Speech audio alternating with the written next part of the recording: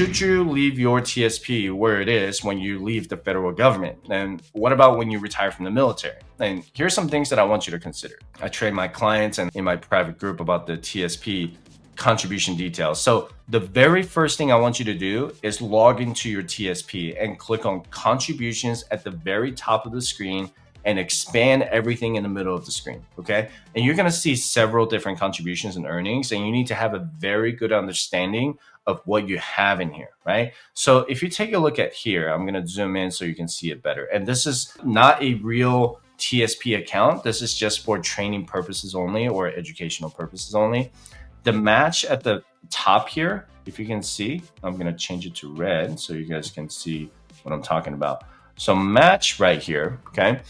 Where it says $20,000, that's what you get to keep no matter how many years you have served. The auto 1% on the other hand, right here, it says 3 years right here. That's where the vesting schedule lives. So this screenshot says that it requires you to have at least 3 years to have that 1% match fully vested. And keep in mind that the agency automatic 1% contribution and the match are going to be in the pre-tax portion or the traditional portion of your TSP. So if you're in the military under the blended retirement system, you're going to see 2 years instead of 3 years. And some first employees will also see 2 years if your TSP vesting code is 2. So in that case, it'll say 2 years right next to it right here, okay? So the first question you want to ask is if you served at least 2 or 3 years, because if you didn't meet the vesting schedule, you're going to lose the auto 1% plus any interest and earnings that accrued only in this section, just this section right there, okay? You're not going to lose the match down here, and I'm going to change the color here so it doesn't freak you out. You're not going to lose the match because that's for you to keep without the vesting schedule. That is really the nice thing about the TSP. Are the rules going to change in the future? I mean, quite possibly. I mean, Doge could come in and say, yeah, that's too much, right? But we'll see how that goes.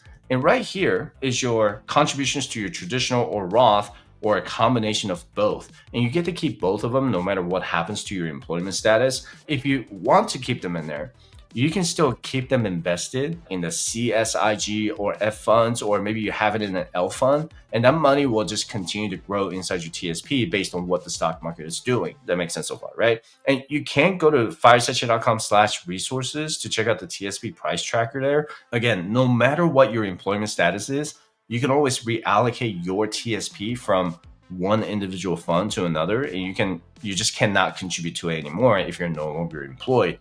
And down at the bottom here, let me scroll down, okay? And that's where your Roth contributions are, right here. So this is the money you paid in after-tax dollars or Roth dollars. So if you got terminated already, you need to write this amount down because this is the money you already paid taxes on. If you roll it over to your Roth IRA, this is the money that you'll have access to when you meet the 5-year Roth contribution rule and when you turn 59 and a half later on. And, something else to consider is your age, right? Are you under the age of 55? And, if you leave it in the TSP, I don't think there's anything wrong with that because the fees are pretty low in the TSP compared to the 401k, the private sector 401k. And I used to work in the private sector 401k, and I can't remember who the broker was, but they were charging me like pretty close to 0.9% in management expenses every year. And I think TSP only charges like, a fraction of that, right?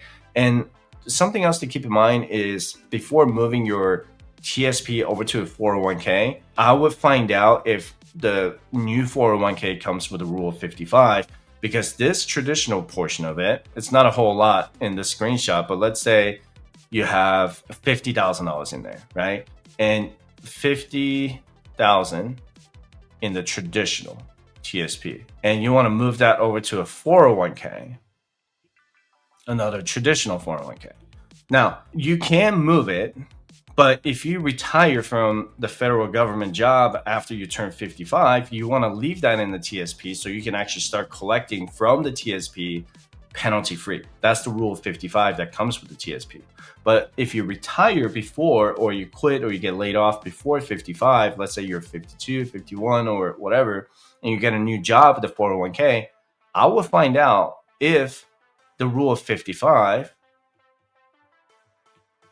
comes with the new 401k plan. Because when you move your traditional TSP over to the traditional 401k, and that 401k comes to the rule of 55, you can access to that traditional TSP in a new 401k when you retire after 55, but just keep the number of years in mind, because the employer sponsor 5-year rules do exist. And I did a video on that, so be sure to check that out when you get a chance. If not, just, does it make sense to just move it to an IRA, right?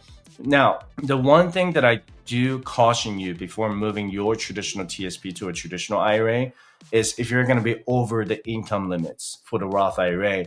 Because if you had a pre-existing or rollover IRA and you're trying to do a backdoor Roth IRA because your income is over the limit, then it could become a problem, because it's going to trigger what's called a pro rata rule.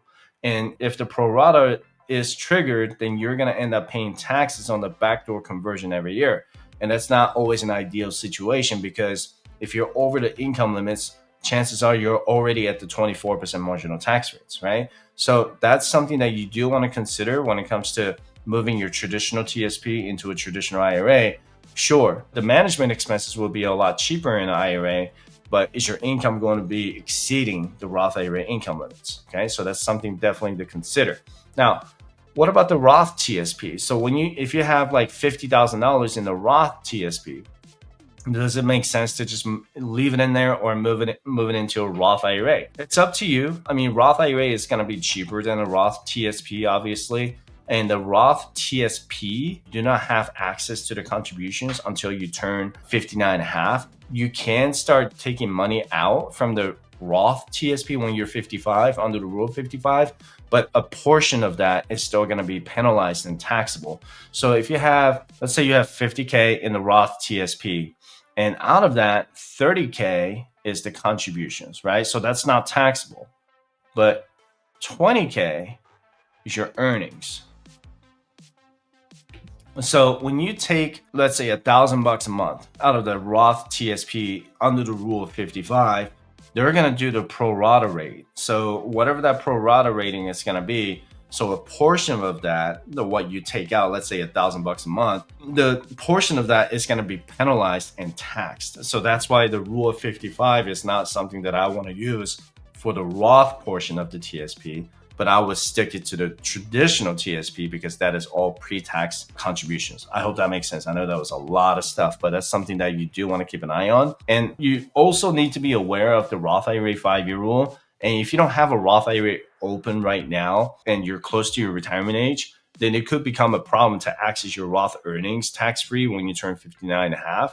And since I was 30 years old, I always roll my Roth 401k and Roth TSP to my Roth IRA because I always had my Roth IRA open. So I already met the 5-year contribution rule, right? The fees are lower and I have more investment options. And knowing that I have access to my Roth contributions is really important to my financial planning. So personal finance is very personal, right? And it's very personal for a reason, because there's no one-size-fits-all answer to your TSP rollover question. You can always schedule a consultation with me by visiting firesitude.com/consultation. And we have a way to keep track of your Roth TSP contributions and traditional TSP. And if you ever served in the armed forces, you might have some combat zone tax exempt contributions that I can help you go over. And I still have my tax exempt contributions from the time when I went to Iraq and Afghanistan, and they continue to grow tax-free many years after I left active duty. So if you're thinking about making a Roth conversion, you can check out the video I made last week about what to consider before moving your TSP to a Roth IRA.